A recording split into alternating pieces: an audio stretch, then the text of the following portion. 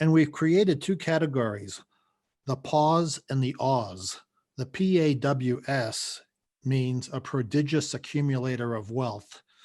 And the UAW is an underaccumulator of wealth. And here's how it works. If you tell us what your age is and what your income is, 10% of that value of age times income should be your net worth. And if you're 4 times that average, then you're a prodigious accumulator. If you're 1/4 that average, you're an underaccumulator.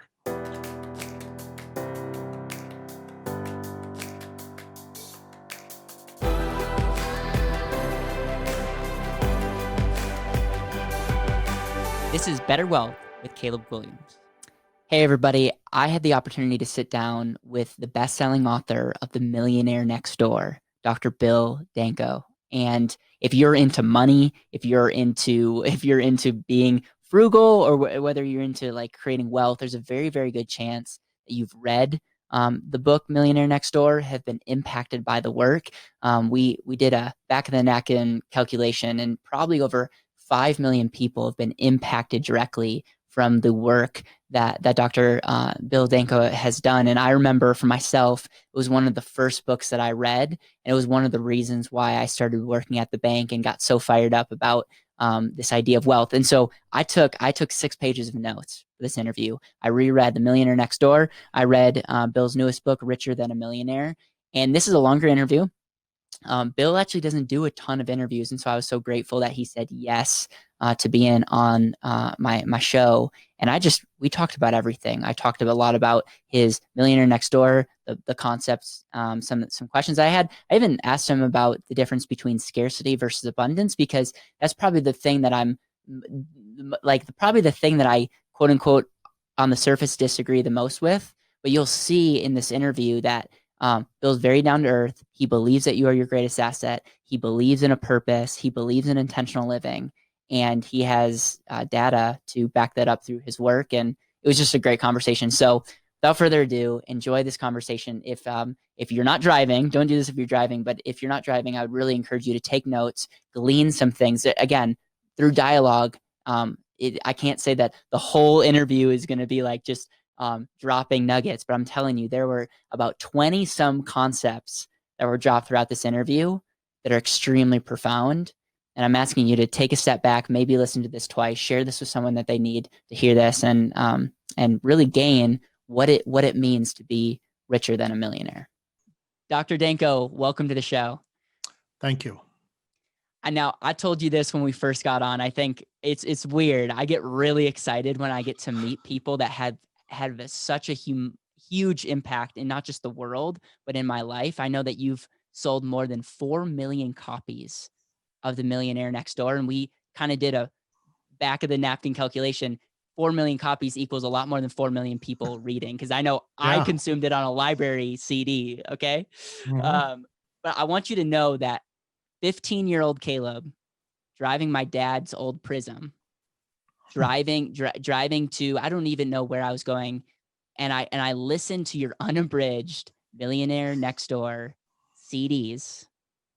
Mm-hmm. And I have to say that book, along with The Richest Man in Babylon, yes, along with Think and Grow Rich, ironically, which I read your book recommendation. Yes. Mm-hmm. Those books were huge for me to have a passion for this industry. And it's hard for me to point back to one book, but those are the reasons why I had so much interest, which led me to working at a bank, which led me to being part of BetterWealth. Mm-hmm. So from the bottom of my heart, thank you for writing a book that not just impacted me, but 4 million plus people. And my hope is, I would love to get a little of your story. You don't actually have a ton of recent interviews, so it's an honor having you on here. I would love to get a little of your backstory. I want to go a little over Millionaire Nextdoor, but what I really want to focus on is your new book that has come out. And I'm just really excited about it. I read it recently. I tore it up.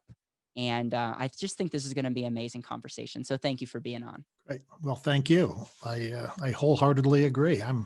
Because I'm ready to promote it too.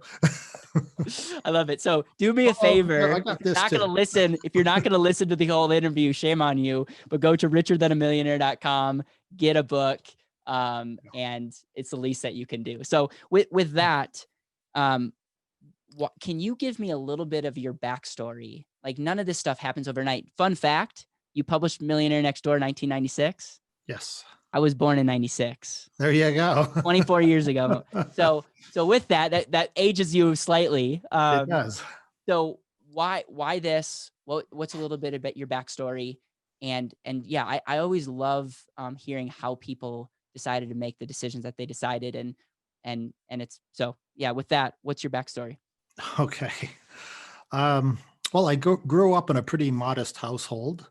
My dad died when I was 5 years old. He was 38 years old.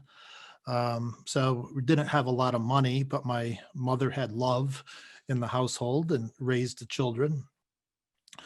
And so when it came time to thinking about college, I went to a state school, the State University of New York at Albany. And that's where I met Professor Stanley in 1973 when I was a junior in his consumer behavior course. I got an A in the course. He liked my attitude and we worked well together. But he encouraged me to stay on and get an MBA under his direction, which I did. And it was absolutely wonderful. We worked together. Then in 1976, he left to go to a different school. And he said, Danko, what you really need is to go get a PhD. I was easily influenced, right? So I got my PhD at Rensselaer Polytechnic Institute, or RPI, or Rensselaer. It has a number of names that we can go by, in the Lally School of Management. Well, after getting my degree, I came back to the faculty at the University at Albany and was a professor for 31 years. Then I decided these students were getting younger and younger. I decided it was time to go on and do other things in my life. Okay. But during that time, it was absolutely wonderful.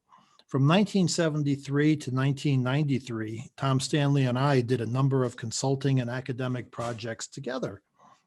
And it was in 1993 when he called me up and said, Bill, do you still have the old data sets that we had used for consulting and other studies? And I said, I did. And he says, well, let's reanalyze them and come up with an overarching survey for a concept called Big Hat, No Cattle. And it was about the people who have the illusion of money. They look good, but they really have no substance. Okay. So we did the survey research, got a book contract. And in 1996, the book was launched, and 4 million copies later, I can say it was a rich experience. It was very good, very, very good. But 1996 was also a very pivotal year in my life. My brother, Tony, who the new book is dedicated to, Anthony J. Danko, was a quadriplegic, and my mother suffered a stroke and could no longer take care of him. And fortunately, I had royalties coming in. I bought him a house, all wheelchair accessible. And my wife and I became the primary givers to my brother, Tony, and kept him out of a nursing home, helped him age with dignity. That was really the motivation. But during that time, and we could talk about the Millionaire Nextdoor a little bit too, and some of the key principles. One of my colleagues, Richard Van Ness, who lives near me in upstate New York, we would get together, socialize, and talk about various concepts. And we're thinking about what kind of legacy do we want to leave our children and our grandchildren? I have 5 grandchildren, 3 adult children. I've been blessed. There's no question. But having the ability and the responsibility of dealing with a quadriplegic who couldn't even scratch his nose, you have to feed him, bathe him, dress him, and everything else. And it's a free for all trying to hire healthcare aides. So every Friday, Saturday, and Sunday, nearly every Friday, Saturday, and Sunday. I was his personal aide. And so we really got to talk like brothers talk, but in a very, I guess, serious and sober way. And said, boy, here I am, a New York Times bestseller. And there he is, a guy who has all sorts of issues, well, not issues, but problems with his, but he also had a lot of faith. And he also talked about that uh, money is highly overrated, and it is, especially, you know, you realize what money does not mean when you can't even move, saying, well, wait a minute, I'm glad I'm in a safe, warm house. Yeah, I'm not minimizing that.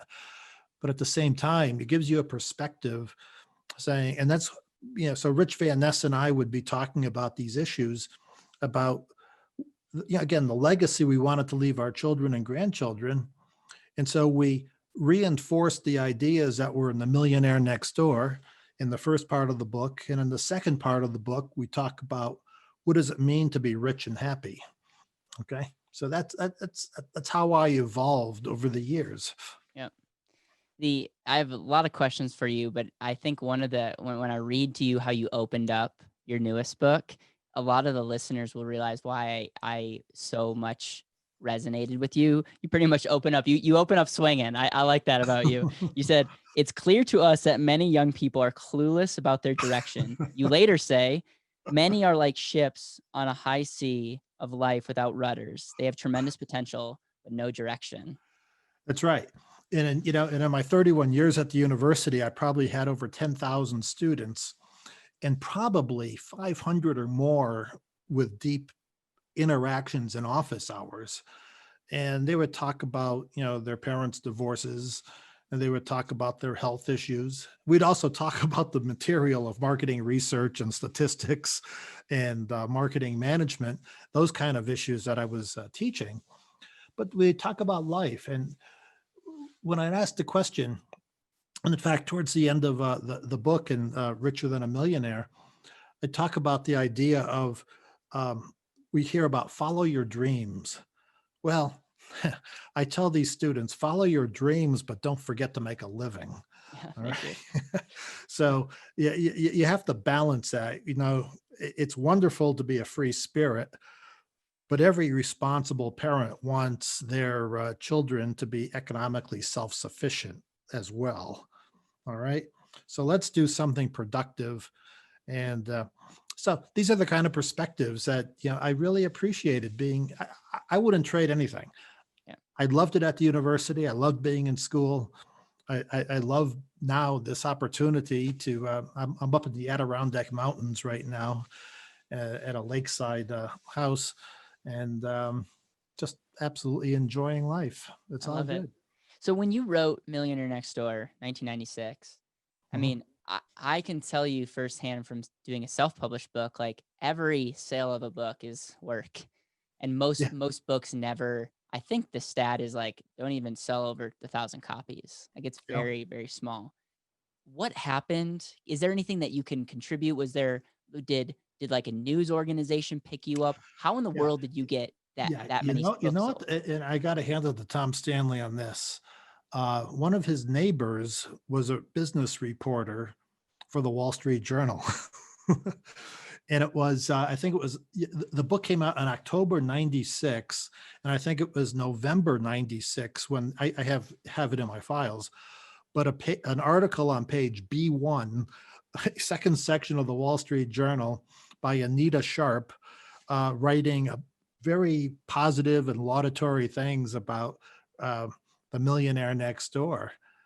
And once that article hit, all sorts of news organizations then followed and called and said, gee, can we do an interview? And, Radio Australia would call, and, radio stations in Ireland would call. I mean, it was just really a worldwide phenomena.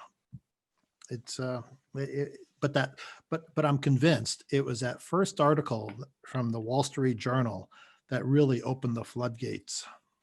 I have this concept called leverage impact, and it's essentially what is the one thing that you can do, especially in marketing, that if done changes everything, and that the reason I thought you had to get picked up by some kind of news article is like that really is for most people publicity, and you got seen and it resonated. Also, I want to just say your book is super well researched, and just like Good to Oh, Great, that was very much I very much felt like I was reading a Jim Collins book from mm, reading yours. Is very mhm. well researched, and I think there's a reason why you guys are both best-selling authors. Is like, Yeah. yeah, I remember I was at a conference and a sociology professor from Duke University was there. He says, this is really good, solid sociological research. And I said, well, thank you. And I believe it is. It really, live among the natives. It's the Jane Goodall approach.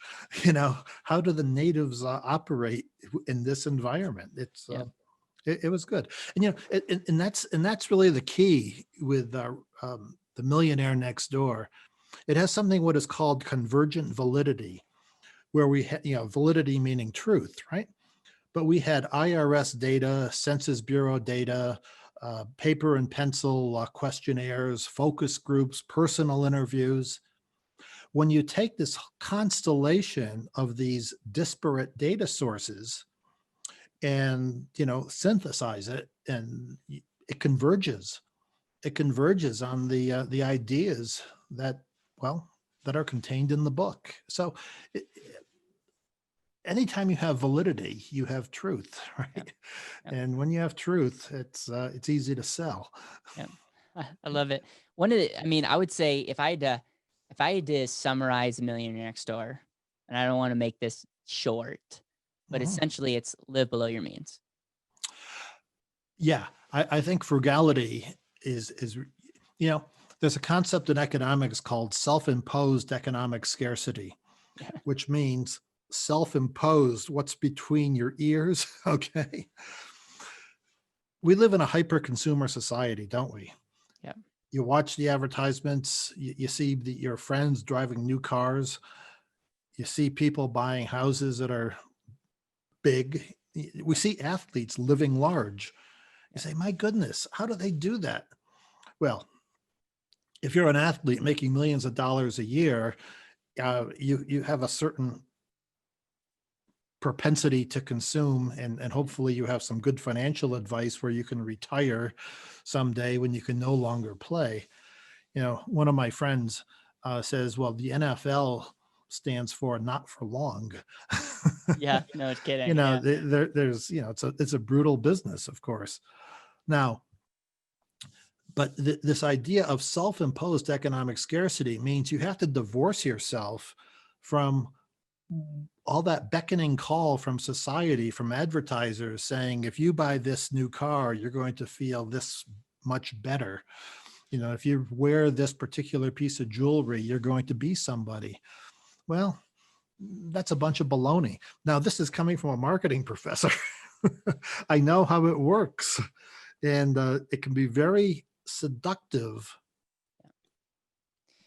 We were I get it. saying we were saying this before we started recording, how I believe that a lot of people have an identity problem. And the reason why so many people are broke is regardless whether it's wanting to be significant or seen as like, it's probably a lot of different reasons, but people Mhm. have these behaviors and it's more of a heart issue than it is just a money issue.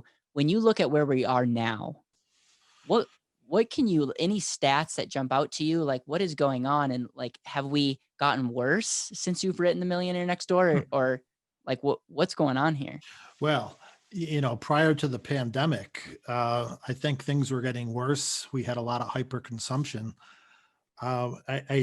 If there's any silver lining in the pandemic, maybe it's letting families become families again.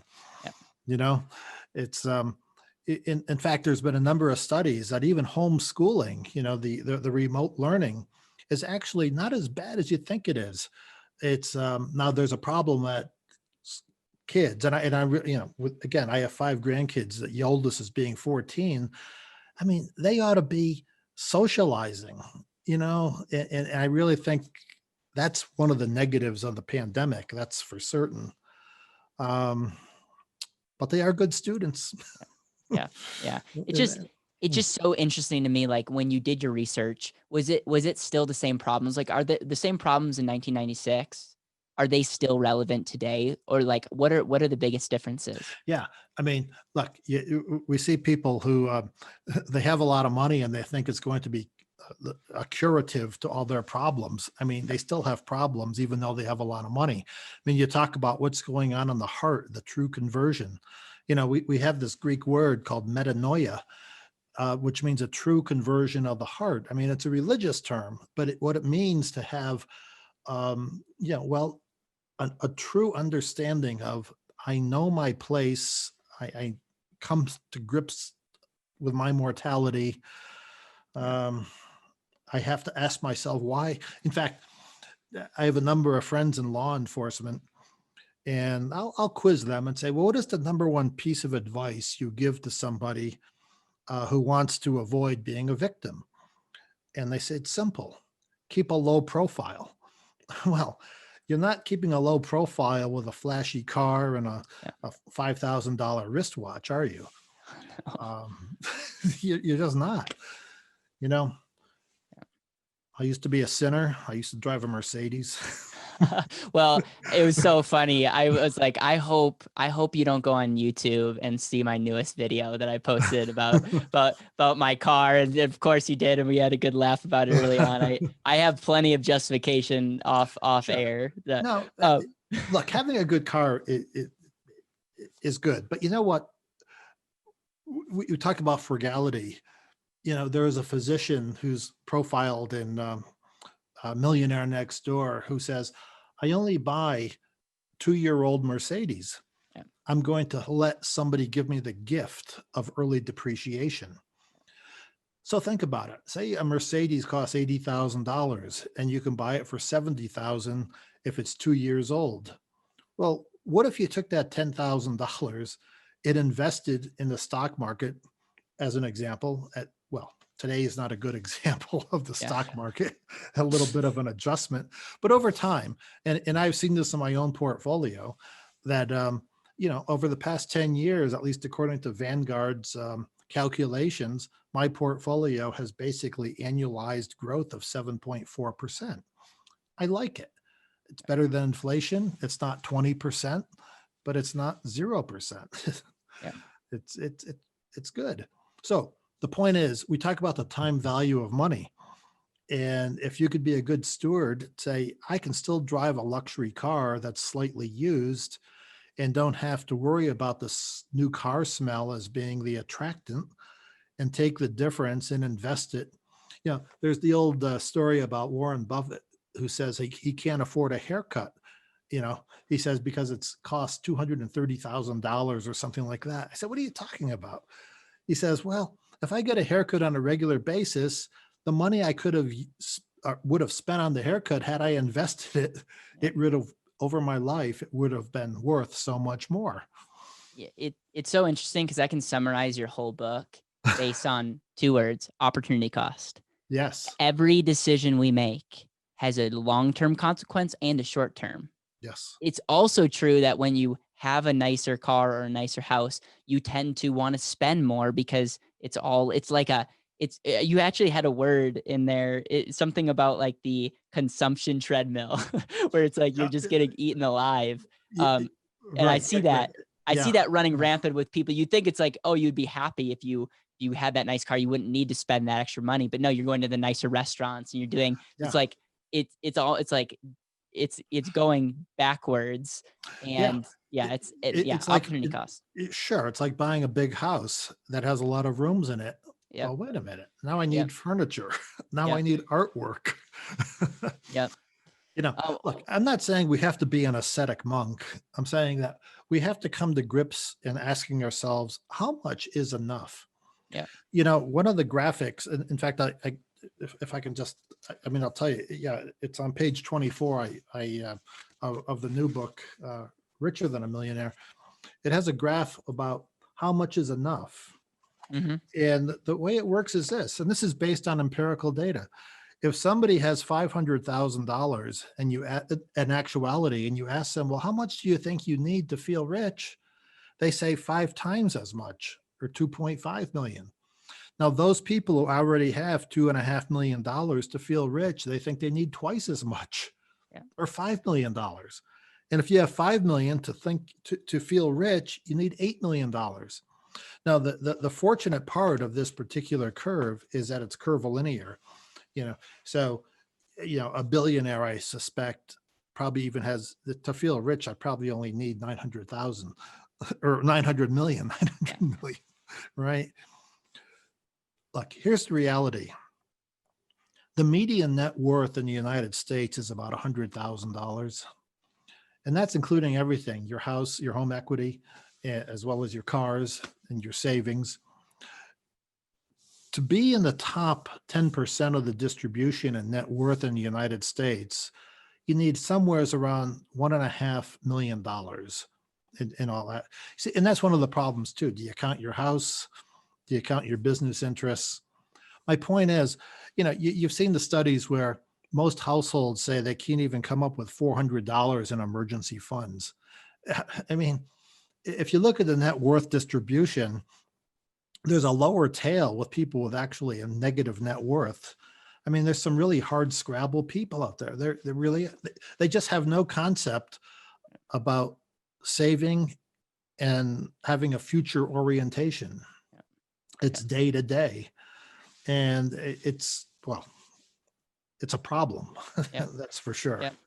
That's Yeah, for totally. And just speaking about net worth, you have this famous calculation that you wrote about in the Millionaire Nextdoor, where it essentially gives someone a metric, and you Yeah. kind of give people 3 categories. Can you break that down? Because I had to reread that because I'm like, okay, I want to make sure I'm doing this right. But I think if you're listening to this, if you're driving, keep driving, eyes on the road. If you're listening to this at home, you might have to go back, but I want every single listener to do their calculation to get a metric on, are they doing well? Are they average? Yeah. Are they underperforming? Yeah. This is a very good typology in Millionaire Nextdoor.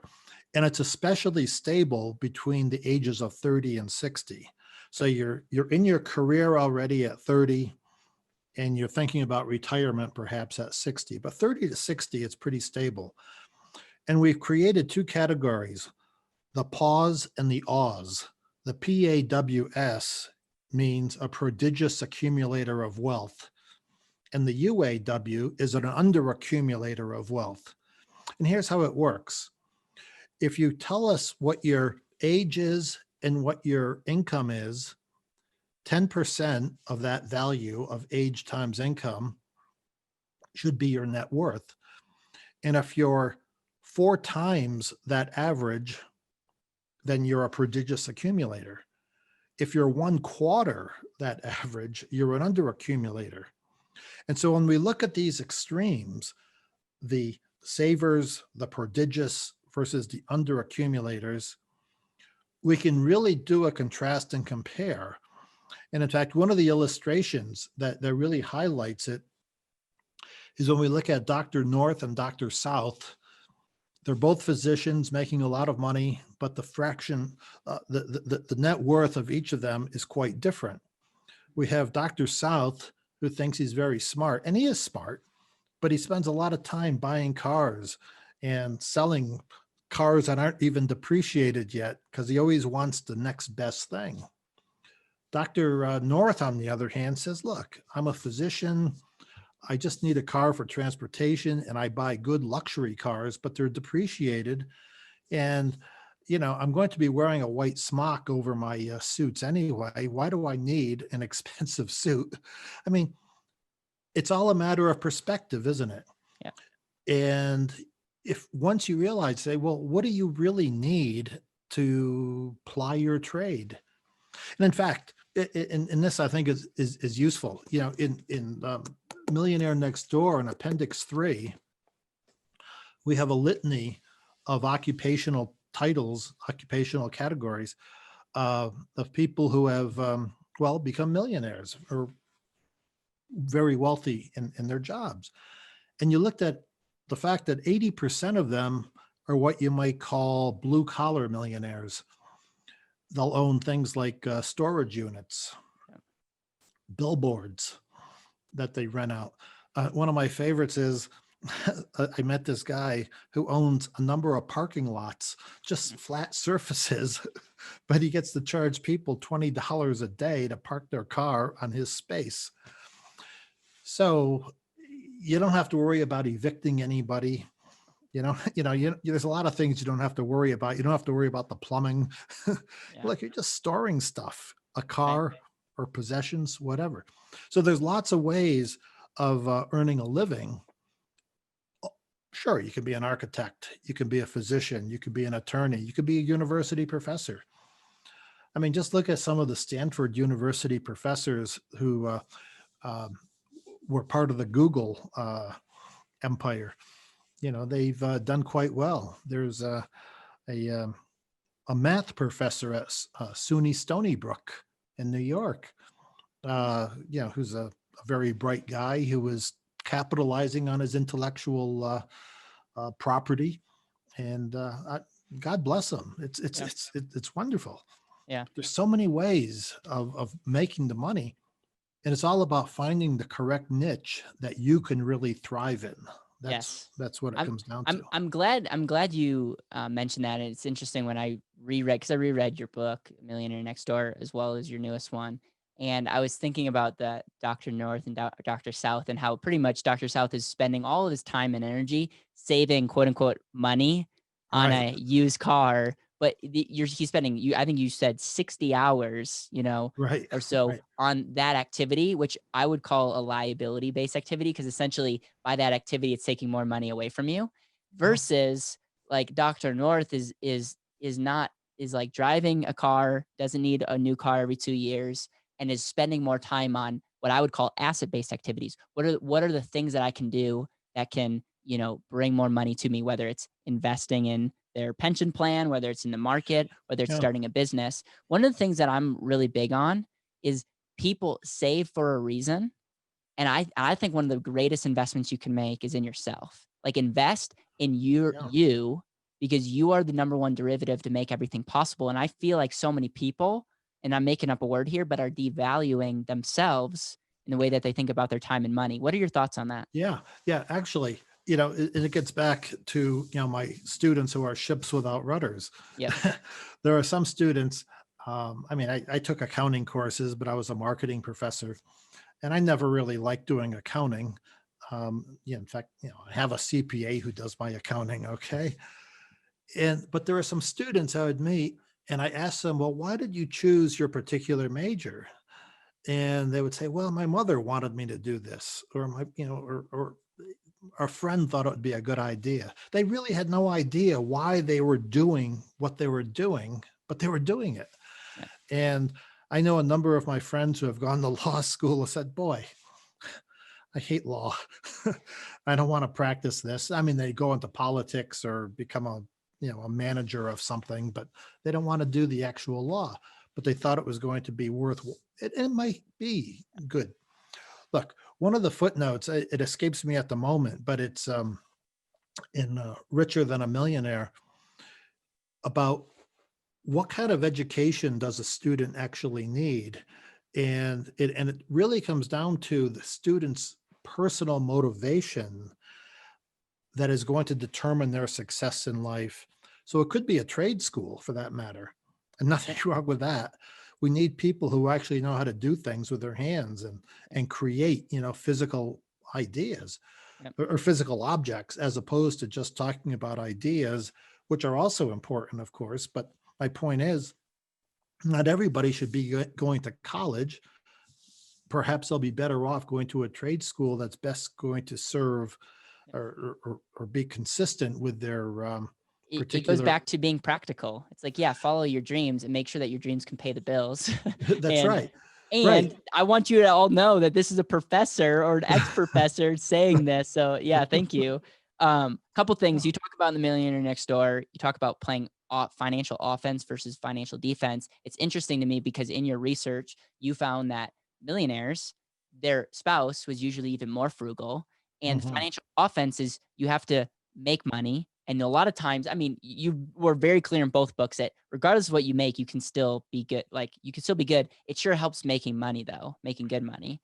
And then Yeah. the defense is really that's the unsexy part. That's where no one wants to do the work, but that's where stuff gets done. And in your research, frugality was huge, but then the Yeah. spouse is frugality It's, was even yeah, more. look, packing your own lunch and bringing it to work is, I don't want to say a virtue, but it makes a lot of sense. I mean, look, you've heard of the book, the Automatic Millionaire. And one of the big themes is, well, if you just get rid of that $5 a day latte habit, you can hit $25 a week, and, you do the math. And there's some truth in that. There really is. But what's wrong with just living, below your means and practicing that self-imposed economic scarcity? And whatever you make, say, I'm going to live on 80% of this and force myself to save 20% on an annual basis. In fact, in the research for Richer Than a Millionaire, it came out to be about 22% on average that the wealthy were saving. Right now, the savings rate, well, during the pandemic, the savings rate has actually increased somewhat because people are commuting less and, well, just have fewer dry cleaning bills to worry about and don't have to have pressed pants. You can't even tell I'm wearing pants on this interview, can you? I am. But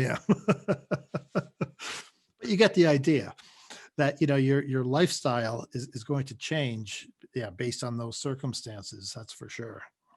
Yeah. So, it really does come down to frugality and expectations. And I'll just be very upfront. I think the big criticism that I've heard from your first book is scarcity versus abundance.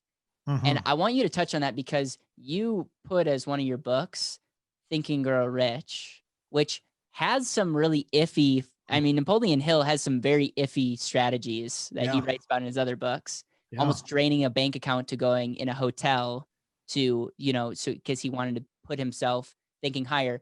I want you to be on record by saying, like, how do you talk about scarcity, which I'm very anti thinking scarce, but so I want people to be abundant, but I also want them to live below their means. And so the best way I explain it is live below your means, and instead of asking I can't or saying I can't, say how can I? So still think bigger. But the problem is I see a lot of people that read Napoleon Hill, Think and Grow Rich, and just bankrupt themselves because they believe, and they have no stewardship, and things take longer and more money than they think. What's your thoughts on the scarcity versus abundance? And am I the only one to bring this up, or have you gotten Yeah. have you gotten No, criticism? I mean, I've certainly read the Napoleon Hill, and one of the things I think is true in his mastermind groups, saying that when you have some older people working with you in your mastermind groups, they're not so distracted about the dating scene and, trying to, socialize and do things that are going to cost money. And you can concentrate on building your enterprise. I think there's some truth in that. When you age, I mean, look, I even remember interviewing one of my millionaires, and he had a trophy wife as number two. And he told me one day, man, I wish I had my first wife back. I get it. I get it. There's a certain attraction to the trophy, and you say, well, what are the values that I really want to embrace? Maybe similar to that, and related to that. There's a commercial from an attorney group that says, marriage is grand, divorce is 20 grand. So you got to understand what you have and value what you have, as opposed to saying, I always have to have more, bigger, faster, better. It gets you into trouble. And that's really gets to the heart of Richer Than a Millionaire. Yeah. About when you could be satisfied with less than $1 million because you have that certain mindset that says, okay, I understand what I have. Right. And I And will I protect it. want to press you on this. So how do you think abundantly while still living below your means? Well, abundance, though, could be your generosity that you give in terms of your time and your talent Yeah. to others, and that's really rewarding in itself. Everything does not have to come down to, actual dollar bills. Yeah. It's it's part of the satisfied life, that being a giver instead of a taker. Yeah. That's one way of summarizing it. Yeah. The last thing I want to mention in the Millionaire Next Door, there's a lot more, and I'm hoping to maybe have you on. We can go get technical, but goal setting, talking about the importance of setting goals in your Mm. research back in the day and now. How important is goal setting as it relates to building wealth? Yeah. Oh, it is. I mean, look, even as simple as having a budget. I mean, you talk about a ship without a rudder. If you don't have a budget, or at least even a mental budget, and it doesn't have to be an elaborate spreadsheet. It can be on one piece of paper. You just write down, what is it I can afford? How much entertainment can I pay for? And once you realize, again, that latte factor, it's like, wait, why am I drinking this overpriced beverage? Yeah, and it just makes you realize, it's like counting calories too. Say, man, I didn't realize I ate all that. Yeah. you know so yeah, Yeah. so having a goal and having a plan and saying, okay, these are the benchmarks that I want to meet. Well, look, Yeah. in military strategy, and I know they teach us at West Point, and when you talk about waging war, number one, the first point they make is the principle of the objective. If you don't know why you're engaging in that war and why you are spending these resources and allowing people to die and get maimed, you shouldn't be even engaged in that activity. And I think sometimes, we get involved in certain wars that I think have no particular objective, that at least that I understand. Yeah. And it's tragic, absolutely tragic. You know, um, I had the opportunity a number of years ago to give a speech at Walter Reed Medical Center. And I said, well, wait a minute, I talk about money, right? Yeah, we want you to talk about money. We have a group of recovering soldiers and sailors at our medical center who are going to get a lump sum for their disability, and plus some sort of stipend on a monthly basis, perhaps even for the rest of their life. Convince them not to go buy a Cadillac Escalade. Tell them maybe they ought to put a down payment on a house and have something of value that can appreciate and appreciate over time instead of depreciate like a car. Okay, and that was the message. And I was honored to do it, and it's boy, I get it. You get this lump sum of money, and you feel that you have these disabilities, which in reality you do. You say, well, what the heck? I'm going to now splurge, and I'm going to go do something probably not in my best interest in the long run. So I hope I got through to some of them anyway. Yeah, you talk about budgeting, and you actually one of the common things that you wrote about in Millionaire Nextdoor is you say a lot of people, people that budget don't necessarily need a budget, and you go back to the story of like a lot of people that jog don't necessarily need to jog, but it's that consistency. And there is something to say that if you track your money, you'll control it. And Yeah. Oh, absolutely. It's about forming habits that are that become part of your life. Yep. It's you are what you eat, you are what you think you are. Depends on where you are with your life, right? Yep. So again, if you are listening to this or watching this on YouTube and have not read Millionaire Nextdoor, go get it. But now what we're going to do is we're going to transition to your newer book. And I just would highly recommend getting Richer Than a Millionaire. You can go to richerthanamillionaire.com to get yourself a copy. And I have to say, when you opened up, I read early on with the first, you came out swinging, but also you mentioned what you call the gob factor. Mm-hmm. And you also mentioned the importance of a purpose. And when I read that, I go, oh, I wonder if that's the reason why this is not a bestseller. And I'm just being frank. As a believer, I loved what you wrote. and it's so Yeah. important, but I can see people reading that and get turned off. So Yeah. why is a Yeah. purpose so important? Regardless if you're a Christian or not, why is having a Oh, purpose so important?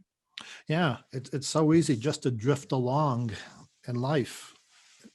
You know, you I get up typically at 5 a.m. every day, and I'm not, working on a full-time basis anymore. I just do, and because there's a lot to be accomplished, every day is a gift, right? And so having the discipline to, well, rise early, be productive. I mean, look, even writing books. Um, One of my favorite guides is Stephen King wrote the book called On Writing, and he talks about his it's nonfiction, and he talks about how he goes about the procedure of writing a book. He's obviously very prolific, and he says a number of things. He goes, one, without a stable marriage, he couldn't have done as much as he's done. Two, every day, no matter how he feels, he sits down at his desk, whether it be for 4 hours or 6 hours, but he just sits there every day. It's his job. And I like one of the things he says. Look, if you're an author and you're not sitting down and doing your work, I mean, what are you doing? Knitting Afghans? I mean, the point is being directed, having that purpose of, well, do you want to be an author? Do you want to be a professor? What is it I have to do? What do I have to publish to be a professor? What? When I don't have even a reason like that I'm working towards in a day, it's harder to wake up that day than when I'm excited about, you know, getting up. And when I have that, and that's a micro example. If you don't have something bigger than yourself, why even Yeah. spend the time budgeting, controlling your money, saving, investing?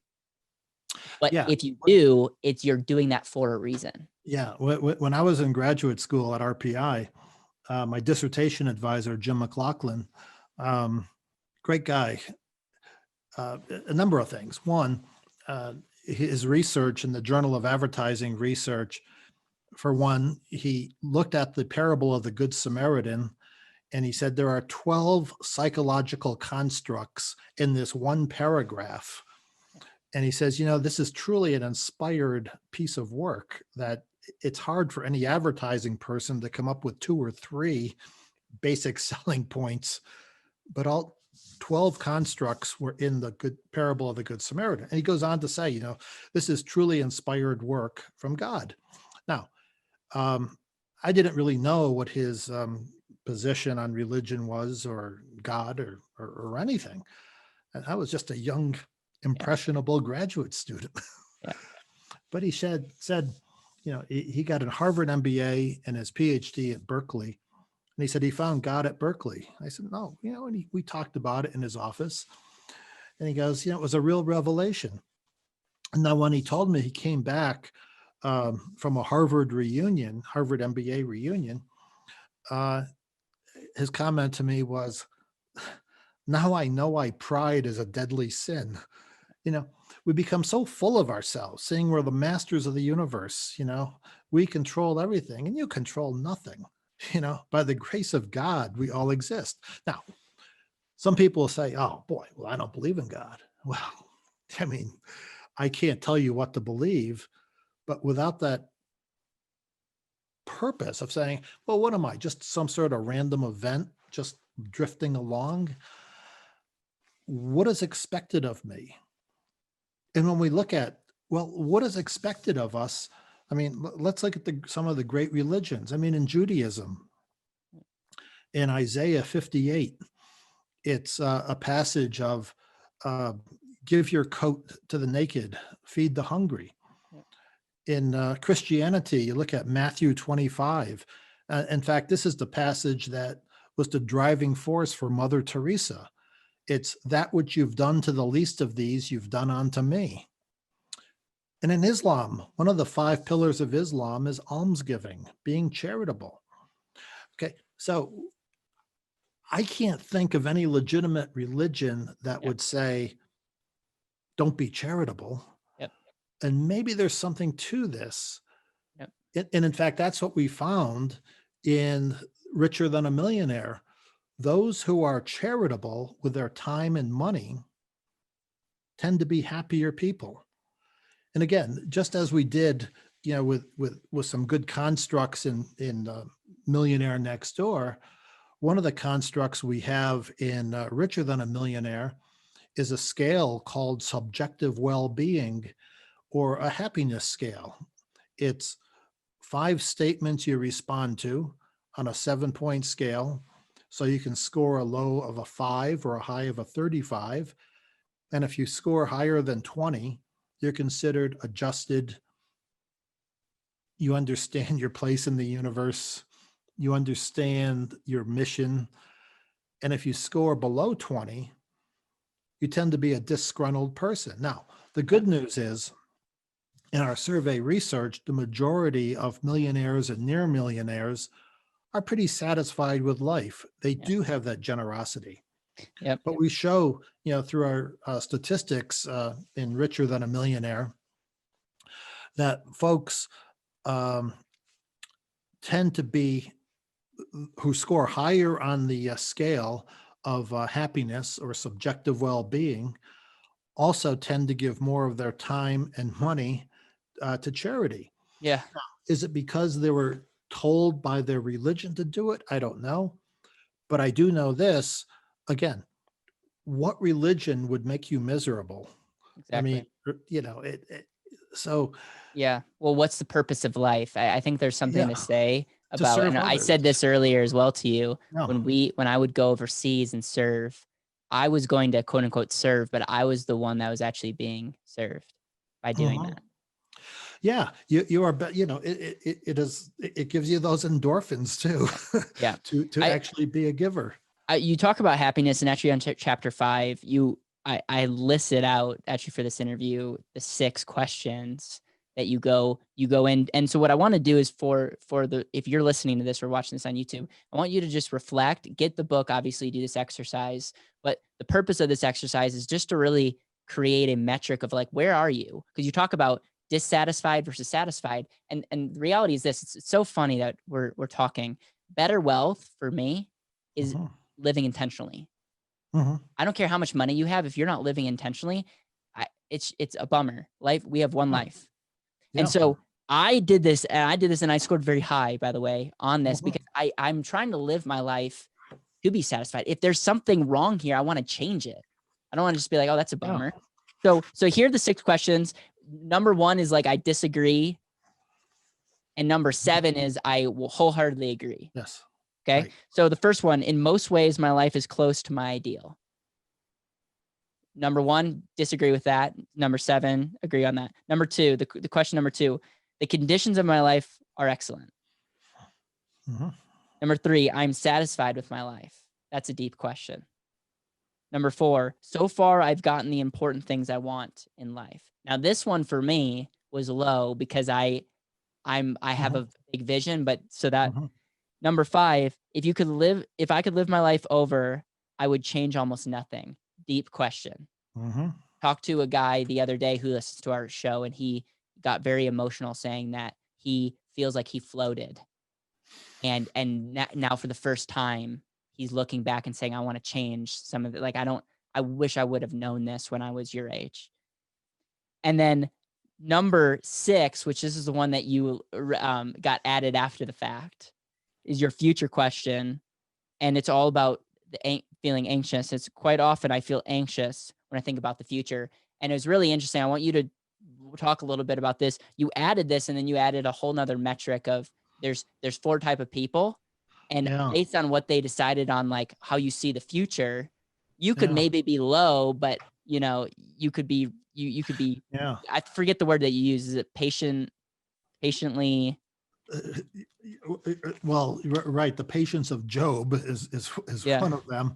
About, on a pretest to the questionnaire, I asked one of my priest friends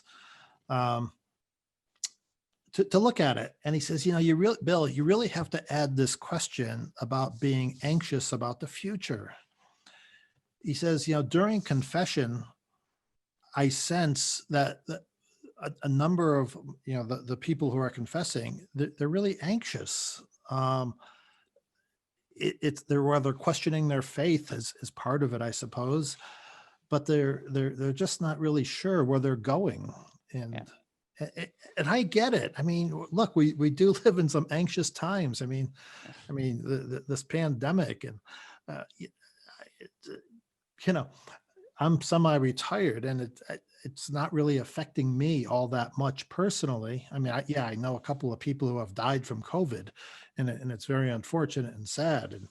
And one of them was very, very healthy, in the prime of his life, but he got it.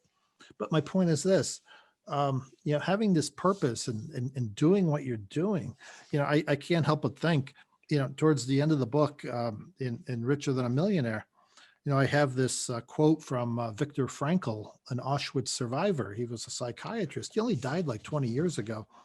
But here's part of his quote. He says, "Don't aim at success.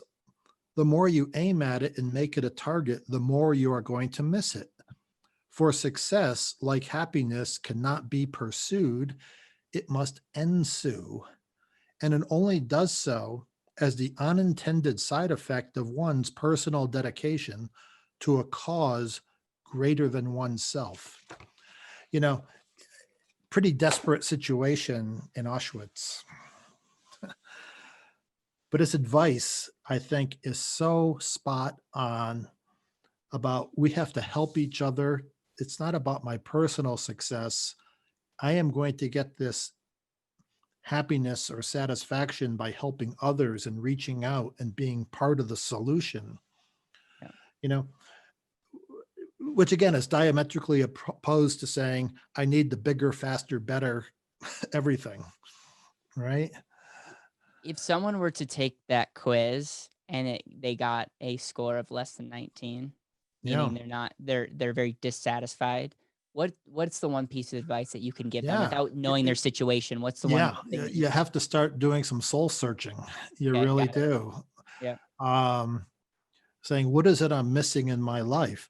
And this is why, again, right in the intro of Richer, that God factor from, I was in my 20s in graduate school, and Professor McLaughlin starts telling me about God in a secular institution of RPI.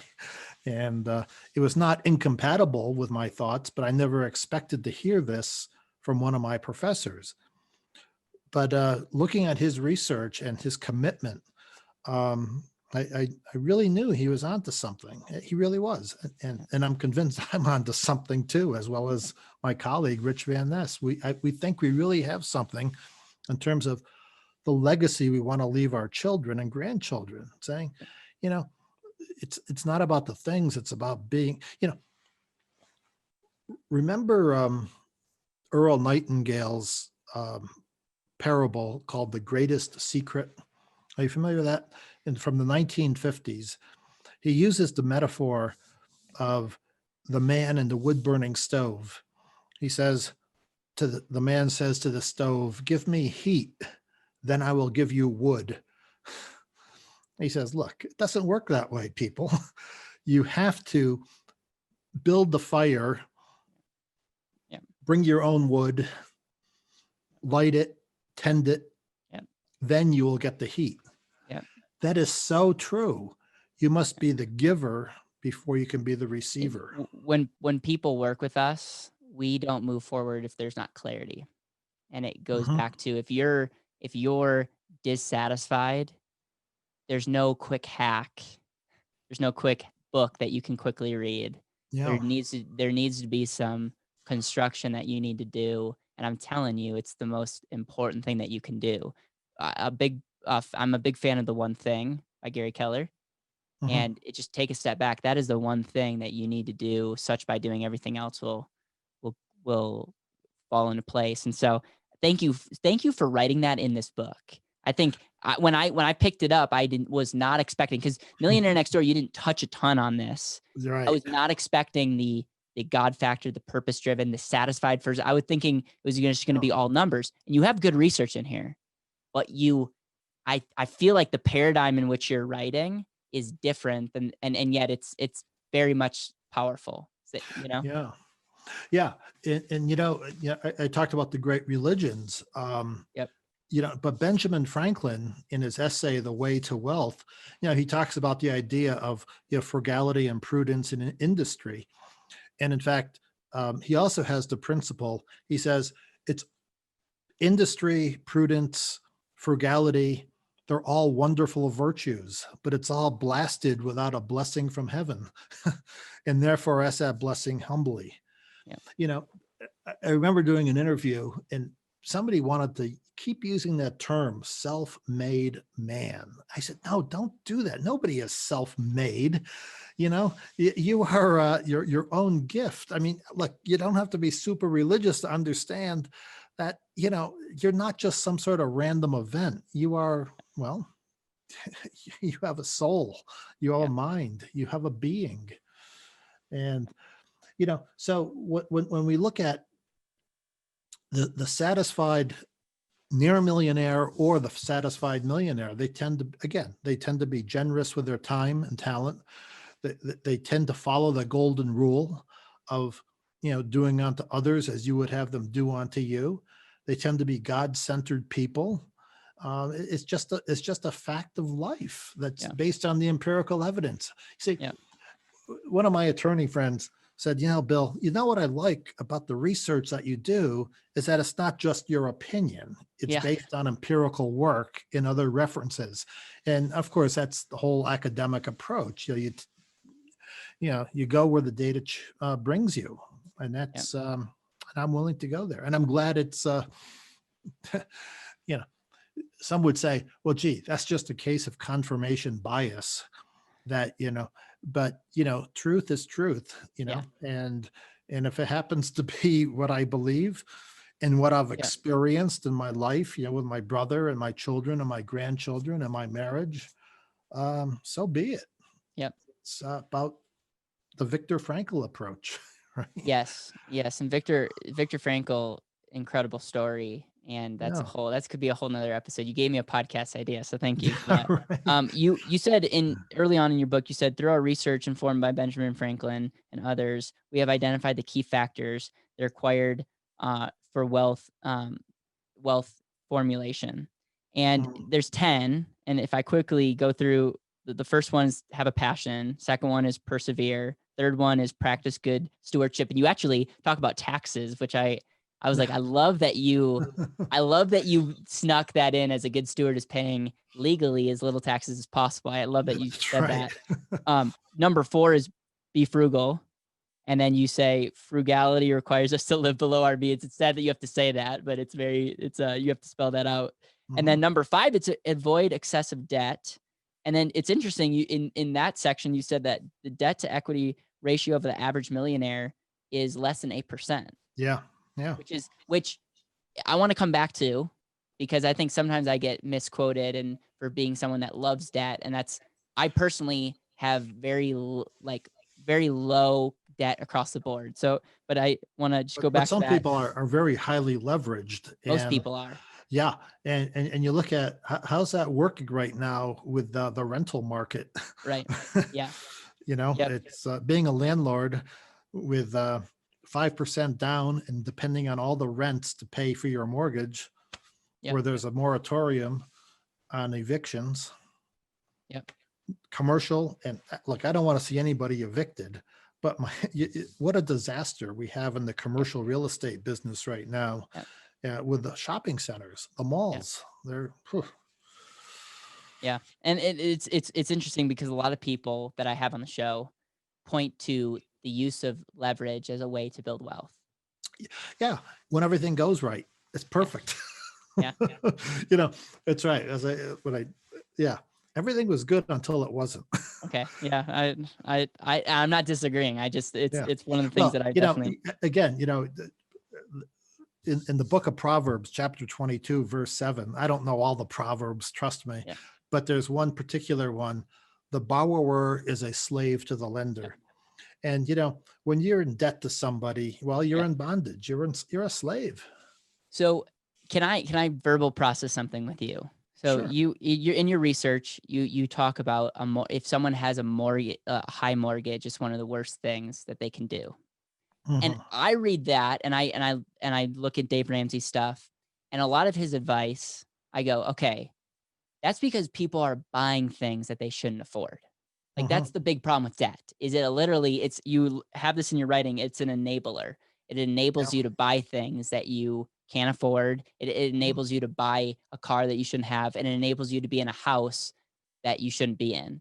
Here's Or my pushback though. So yeah. I think when I talk about, and you, I don't know if you watch my video on like cars or whatever, is whenever you buy something, there's really two decisions you need to make. Now, this is, I will be the first to say this is so hard when it comes down to making a decision, but there's two decisions. It's, are you going to purchase it? And then once you decide, then there's the how. I personally feel that the mortgage is one of the most amazing tools to build wealth Mhm. as far as locking in your payment, as far as like, I think it's almost more risky to pay off your mortgage quickly because if something Mhm. happens to you, but I think that the mortgage enables people to buy houses that they shouldn't be in. So as a Sure. result, I can't disagree with you, but that was kind of when I was reading, I was struggling because I was like, Yeah. man, and that's kind of the conclusion I came to. But okay, so look, everybody has to live someplace, but does everybody need a college education that costs $80,000 a year? Okay. And so we have students, look, bes- right after mortgage, I think student debt is the second largest nut that has to be cracked by an individual.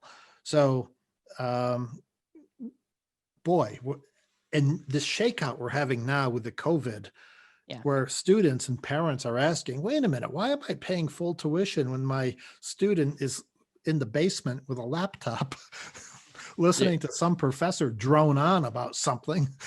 Those are expensive Zoom meetings, if you're They asking they me. certainly are. Yeah, yeah, absolutely. You know, I've always felt though, I get, first of all, look, you know what? Who has the best job in the whole wide world? Pat Sajak. Pat Sajak. He's been doing it for what, 38 years on Wheel of Fortune? Who has the second best job in the whole world? A tenured professor. Yeah. Yeah. All right. Because, you know, you're not dealing with life and death situations. Well, unless you're a medical school professor.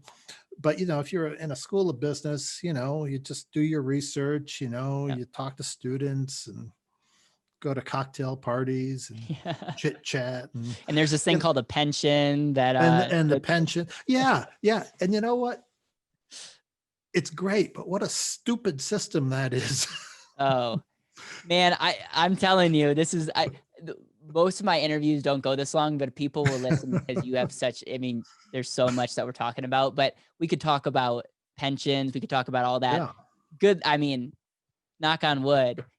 New York is not necessarily the greatest state as far Hmm. as their financials. I want to go on and say number 6 in this. This Mhm. research informed by others and Benjamin Franklin is be humble. You're one of the Yes. few people to talk about that, and I think that's so important. Number 7, be charitable. Tony Mhm. Robbins actually talks a lot about this in his book, and Mhm. I think it's just really, it's 100% agree with that. Have a good marriage. That, my friends, again, thank Yeah. you. I'm not married yet, but one of Mhm. the best advice that I've been given by multiple people that I highly respect is they say, Caleb, be very, very careful in this area because Mhm. this one decision will make or break your business. Yeah. It will. Have good health. Um, Yeah. Whole nother story. My dad is very much a researcher, also an author, and I grew up in a household that valued health, and I have carried that on. And Mhm. you talk about later in the book, you talk about how your health, we don't own our health, we are caretakers of it. Yeah. And this really gets back to even the stewardship issue on having good health. I mean, look, we have an obesity epidemic, we have a Yep. drug problem, you know, smoking, you Yep. know, these are things we bring on ourselves in large part, although some people say, well, no, it's a disease and we can't help it. I'm a victim. Well, look, Yeah. if it shortens your life, it shortens the opportunity to have compound interest. Yeah. You know, I go back to the Nobel Prize winner, Franco Modigliani, who said, I think it was 1985 when he got his Nobel Prize for the life cycle of money. He says, when you're young, you work for money, and when you're old, money works for you. Well, the whole idea is, okay, yeah, have a job, have passive and active income, have some rental units, but also be an architect or be a professor, have a day job as well as passive income on the side, from investments. And then with the compounding, one day you will be able to live off what you built and what you've grown. It's about stewardship, isn't it? And part of that then is having good health in order to enjoy what you've built. Yeah. Having the long life to have the compounding. Yeah. And I often say, and by the way, anytime I say I've learned this or stolen this from somebody, but it's stewardship is a combination of how you use your time, your money, and your abilities. Yeah. And absolutely. it's like a sick man has one wish. And it's like there's a lot of power in that. There's a lot more. I think we'll have to have you on again. Well, I want to just remind everyone listening to this, richerthanamillionaire.com. Please go get a copy. Get some for your children. If you're listening to this and you have grandchildren, one of the best things that you can get them. Absolutely. It's birthday presents, Christmas presents, bar mitzvahs, bat mitzvahs. I don't. By the way, I don't think you're gonna win any parent award getting this as a Christmas gift, but you'll win an award 20 years from now. I promise. Yeah. I got to share this with you. Going back to Millionaire Nextdoor, with the chapter on economic outpatient care. About what does it mean to have a subsidized adult child living with you who just doesn't have the wings to fly away and pursue something that's valuable? Well, here's the issue. And Warren Buffett, I think, said it best. Give your children enough so that they can do anything, but not so much they can do nothing. All right. So the lap of luxury, you think you're doing them a favor, but you're really stifling their growth. Yeah. See, here's the bottom line. And I go back to Benjamin Franklin from that 1758 essay. And maybe this is a good way to conclude this segment. He says, towards the end of his essay, the townspeople heard the message, agreed with it, and then practiced the contrary. It is hard to change. But if you're going to become wealthy, and wealthy in the truest sense, not only financially wealthy, but also spiritually wealthy and the things we talked about, you have to have that change of heart. It has to be internalized. You have to have goals that are worthy of you. And you also have to have that guidance of saying, I am going to be a giver. I'm going to stoke those flames, and then I will get the heat. Thank you. Thank you so much for your time. It's been a pleasure. Yeah. Let's keep in touch.